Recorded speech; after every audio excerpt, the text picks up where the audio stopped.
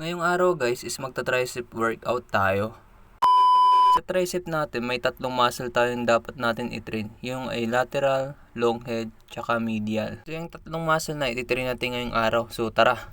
So ang unang iti-train natin guys is long head. Long head dyan sa tricep natin at ang gagamitin natin barbell lang. At ang tawag sa workout natin is skull crusher. So siguraduhin lang natin pagka ginawa natin tong workout na to, dapat yung bubuhatin nating barbell yung sakto lang or kaya nating buhatin.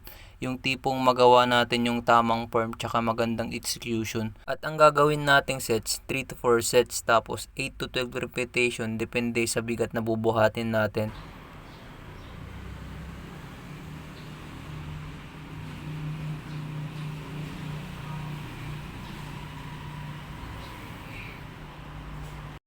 So pagkatapos natin mag-skull crusher guys, isusunod natin yung medial head sa tricep natin. So ang workout naman nito guys is ganito, para ka lang din nag-chest workout. So yung muscle natin dyan sa medial head, maliit lang din naman yan kahit hindi na natin kailangan ng sobrang bigat dito. At ganyan lang din yung gagawin mo.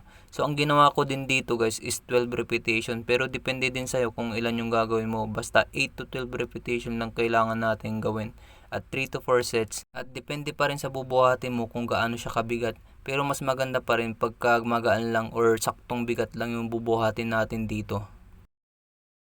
So itong pangatlong workout natin, yung lateral head naman. So dito kailangan natin ng cable. Mahirap kasi i-train to pagka sa barbell o dumbbells, mahirap siya i-execute. Mas maganda pag ganito yung sa mga cable. Kaya malaking tulong tong DIY cable natin sa tricep natin, lalo na sa back natin. At syempre pagka sa cable nyo to iti-train, dapat yung handle na gagamitin nyo ay yung tali, hindi yung mga bakal. Kasi pag tali yung ginamit natin dito sa cable or doon sa mga machine sa gym, matatarget niya talaga yung lateral tricep natin. So 3 to 4 sets din yung gagawin natin dito.